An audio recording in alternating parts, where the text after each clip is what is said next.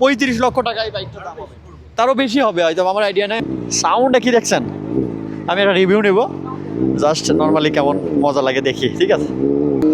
ধরলে 50, আমি এটার বেশি জোরে চালাবো না, কারণ এটা আমার কাছে একটা ফার্স্ট টাইম।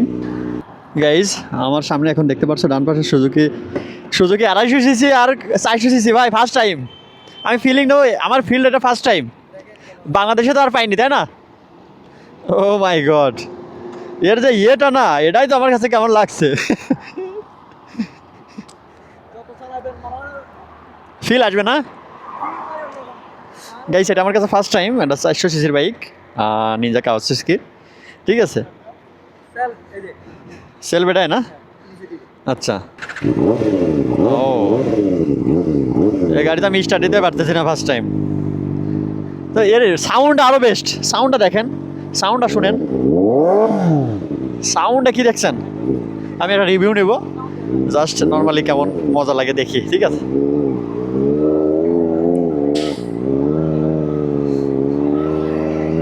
ও মাই গড,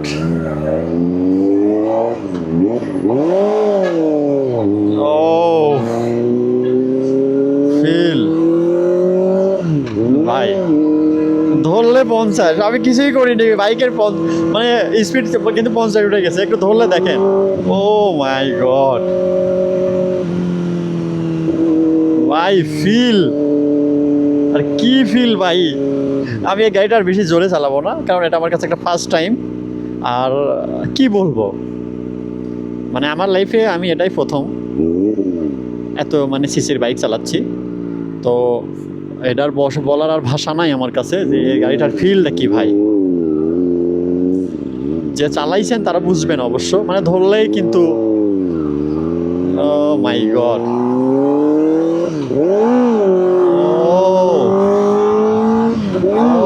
দেখেন ফিলটা কি দেখেন,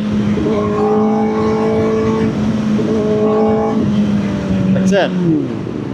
আর কিন্তু মানে এর ইয়েটাও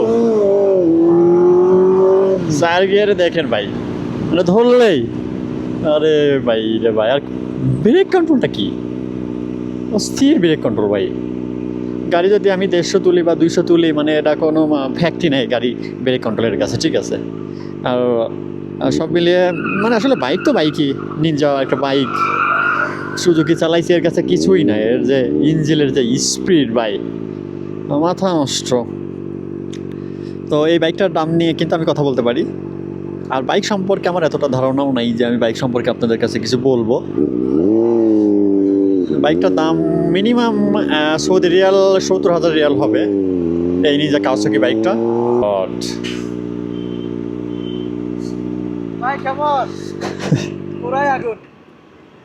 আসলে এটা তো আমার কাছে একটা ফার্স্ট টাইম, আর এরকম ফিল আমি আমি যে ধরেছি, হ্যাঁ কোনো কেবল নাই জানেন, ইলেকট্রিক, তাই না? এই যে কোনো কেবল নাই না? কোনো কেবল নাই, ইলেকট্রিকের মাধ্যমে।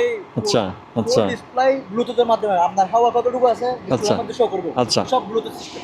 আচ্ছা ওয়েট, আমি তো আর এই বাইক সম্পর্কে কোনো ধারণাও নাই, তো আমি আমার ফেসবুক যতগুলো ফলোয়ার সবার কাছে বাইক নিয়ে কিছু বিষয় আপনাকে বলবো, আপনি জাস্ট বলবেন, আর ভাই শুধু ভিডিও করবে, ঠিক আছে? ওয়েট, এই যে বাইক সম্পর্কে তার আমি কিছু জানি না, বাইকটা ইনার, ইনি কিন্তু বাইকের সব বিষয় সব কিছু জানে। ওনাকে যেভাবে বাইকের দাম থেকে শুরু করে আসলে বাইকের মানে স্পিড পর্যন্ত সব কিছু উনি আমাকে বলবে আজকে। ওয়েট বন্ধুরা, এই যে আমার পাশে যে বাইকটা দেখছেন, দুইটা কিন্তু বাইক আছে, একটা সুজুকি 250 সিসি আর একটা হচ্ছে 400 সিসি নিনজা। মানে সুজুকি এর কাছে কিছু না, 250 সিসি। আমার কাছে এটা চালানোর পরে আর সুজুকি মানে কিছুই মনে হচ্ছে না। আমি বাইকে নিয়ে যাবো, আসলে গাড়ির সম্পর্কে মানে এর ডিটেলসটা তার কাছে জানবো। আমি তার মানে বাইকের সম্পর্কে এত কিছু জানিও না, আর এই বাইক কখনো চালাইও নি। ভাই আপনি একটু বাইক সম্পর্কে আমার ধারণা দিবেন। আসসালামু আলাইকুম, কেমন আছেন সবাই? আসলে এটা হচ্ছে কাওয়াসাকি নিনজা 400 সিসি। আসলে এটা হচ্ছে 2024-এর মডেল। এটা হচ্ছে লেটেস্ট, যেটা 400 সিসি আসছে এটা হচ্ছে লেটেস্ট মডেলের গাড়ি। এখনও 2025-এর কাওয়াসাকি নিনজা এখনও লঞ্চ হয় নাই। তো এটা হচ্ছে যে কোনো একটা মজার বিষয় জানেন, এটা হচ্ছে স্টার্টারের কোনো ওয়াইন নাই, একদম ইলেকট্রিক। দেখেন একটু ফোকাস করে দেখেন, ওয়াইন নাই, টোটালি দিবেন অটোমেটিকলি হয়ে দেবো। মানে অন্য অন্য গাড়ির মতো কোনো প্যারা নাই, ওয়ার জ্যামও যাইব, ক্লাস জ্যামও যাব। আর এটা হচ্ছে স্যাচুইসি হলো কুইক শেপ দিছে ওরা, ডবল চ্যানেল এবিএস এবং ট্রিপল ডিস্ক সব কিছু মিলিয়ে একটা মানে ওরা দৌড়াই একটা গাড়ি। তো সেজন্য আমি গাড়িটা নিলাম। আর হচ্ছে এটা হচ্ছে এক্সট্রাভাবে মডিফাই করা হয়েছে। আসলে এটা হচ্ছে অরিজিনাল লোক না, আমরা এই কাউলিংগুলো, মডিফাই করছে। হ্যাঁ হ্যাঁ, কাউলিংগুলো হচ্ছে আমরা মডিফাই করছি, গ্লাস লাগাইছি।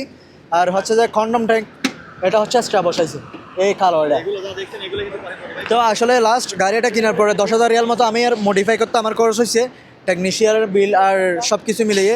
আর হচ্ছে যে এটা কার্বন ফাইবার স্যাম্পল লাগানো হয়েছে, এটা হচ্ছে এক্সট্রা লোকের জন্য এক্সট্রা। মানে এগুলো সবই মডিফাই। হ্যাঁ মডিফাই, 10,000 রিয়ালের মতো আমার মডিফাই করা লাগছে এই গাড়িটার মধ্যে। তো আসলে গাড়িটা অন্যরকম, বাংলাদেশে কোনো গাড়ি নেই এটা চালানোর পরে আমি আর না কিনে থাকতে পারি নাই, সেজন্য বাইকটাই কিনে নিলাম। মানে আমি তো রিসেন্টলি এই বাইকটা নিছি 250 সিসির, এখন আমি এই বাইকটা চালাইয়ে এই বাইকের ফিল আমার কাছে হারাই গেছে। ফার্স্ট এই বাইকটা যখন ধরি মানে কি বাইক পাইছি, এখন এই বাইকটা চালানোর পরে আমার কাছে আর মানে এর থেকে ভালো বাইক হতে পারে না, ঠিক আছে। আর বাংলাদেশে যারা আছেন তারা তো এই বাইক এখনো চালান নাই, হয়তো বা ঢুকছে কি বাংলাদেশে বাইক? না ঢুকে নাই। এই বাইক এখনো বাংলাদেশে ঢুকি নাই, আর এই ফিলটা আপনারা পাবেন না। 400 সিসি বাইক, আর আরো বাইক এদেশে আছে 700 সিসি আছে, 1000 সিসি আছে না ভাই? হ্যাঁ ভাই আছে, এগুলো কিন্তু বাস করলে কেমন লাগে? অন্য আমি অনেক ব্র্যান্ডের গাড়ি চালাইছি, বাট কাওয়াসাকি ব্র্যান্ডের ফিলের মতো অন্য কোনো ব্র্যান্ডের গাড়ি কোনো আশেপাশেই নাই। বেস্ট। কাওয়াসাকিও তো জাপানি, সুজুকি জাপানি। হ্যাঁ হ্যাঁ, সুজুকি কিন্তু তো 1000 সিসির গাড়ি আছে। আপনার হচ্ছে যে 1000 সিসি আছে, আমি সুজুকি 1000 সিসিও চালাইছি, কিন্তু আপনার যেটা এই গাড়িটার মধ্যে কমফোর্ট দিছে 600 সিসির মধ্যে যে কমফোর্টটা ইউজ করছে, কিন্তু 1000 সিসির মধ্যে এই কমফোর্টটা ইউজ করে নাই। তো সেজন্য আমার কাওয়াসাকিটাই বেস্ট লাগছে, আমি এটাই নিলাম। এটা নিয়ে নিছেন? মানে আমার কাছে একটা পারফেক্ট একটা বাইক এটা লাগছে। আর এই এই মানে এরকম স্পিডের বাইক যে কোনো রাস্তায় কিন্তু চলবে না। সৌদি আরবে ঠিক আছে, বাংলাদেশে এরকম রাস্তা নাই, ঠিক না? বাংলাদেশে এরকম রাস্তায় নাই এই বাইক চালানো, কারণ এটা এক্সিলারেটর ধরলে পিছিয়ে চাকা অটোমেটিক ঘুরে যায়। তো সব মিলিয়ে আমার কাছে জোস একটা বাইক লাগছে। আপনারা চাইলে বাইকটা কিনতে পারেন, তবে বাংলাদেশে পাবেন, এক্সপোর্ট পেরিয়ে যেতে হবে। এই প্রাইসটা কত বললেন বাইকটার? 70,000 রিয়াল। 70,000 রিয়াল, বাংলা টাকা কত আসছে? 70,000 রিয়াল গুণ করেন, 32 গুণ করেন, তাও কত আসে? প্রায় 25 লাখ। 25 লক্ষ টাকা দিয়ে এই বাইক তো বাংলাদেশের কেউ কিনবে না, তারা প্রাইভেট কিনবে। বাংলাদেশে তো ট্যাক্স বেশি। আর বাংলাদেশে ঢুকলে তো প্রায় 35 লক্ষ টাকা এই বাইকটা দাম হবে, তারও বেশি হবে হয়তো, আমার আইডিয়া নাই, আমি জাস্ট একটা ধারণা দিলাম। তো লুকের দিক দিয়ে R15, আপনারা তো বাংলাদেশের সবাই R15 পাইলে খুব খুশি ভাই। এই বাইকটা পাইলে কি করবেন আপনারা একটু ভাবেন। আমার কাছে খুব ভালো লাগছে। তো এ হচ্ছে আর কি বাইকের ব্যাপার। আর বাইক সম্পর্কে আমার ধারণা নাই, আমি একটা বাইক নিয়েছি 250 সিসির, এটা চালাচ্ছি, এটাও আমার কাছে ভালো লাগে। এই যে আমার বাইক, ওটা মূলত আমার উদ্দেশ্য ছিল বাইক নিয়ে না, আমি তো বাইক রাইডারও না। আমার উদ্দেশ্য ছিল একটু ঘোরাঘুরি করার। এই যে আবদুল্লাহ সিটি, সৌদি আরবের সব থেকে বড় যদি সিটি থাকে কিন্তু এটা, এর উপরে কিন্তু শহর নাই, আর সব থেকে বিলাসবহুল এক্সপেন্সিভ একটা শহর। আর আমি ভিতরেও ঢুকছি অনেক কাজে, ভিতরেও যাওয়া হয়েছে আমার। আর মেন কথা হচ্ছে ভিতরে দেখেও কিন্তু ঢুকতেও পারবেন, আপনি চাইলে ভিতরে ঢুকতে পারবেন না, আপনার পয়সা নিবে, আপনার ডিটেলস নিবে। আর আমরা যেহেতু মানে খাবার খেতে যাই ভিতরে, যার কারণে ভিতরে নর্মালি ঢুকতে পারি। তো সৌদি আরবের সব থেকে সুন্দর শহর, সব থেকে সিটি, বড় এক্সপেন্সিভ সিটি, যেটাকে দামি সিটি সৌদি আরবের, শুধু রিয়াদ না, এই আব্দুল্লাহ সিটি। আপনারা এখানে চাইলে, এই যে আমি যেখানে আছি এখানে এসে অনেক সৌদিরা ঘুরে। এখন যেহেতু রাত 1টা বেজে গেছে, এখন অনেকটা কম, এখন জনগণ মানে এখানে সেরকম মানুষ নাই, কিন্তু মানে কি বলবো, এখানে সবাই আসে, এখানে আইসক্রিম থেকে শুরু করে সব কিছু মানে বিক্রি হয়, এর জন্য আর কি মানে মূলত জায়গাটা খুব ভালো। তো যাই হোক, প্লিজ আজকে এই পর্যন্তই। আমার ভিডিও ভালো লাগলে অবশ্যই চ্যানেলটি সাবস্ক্রাইব করবেন, ইউটিউব পেজটি ফলো দিবেন। সবাই ভালো থাকবেন, আল্লাহ হাফেজ।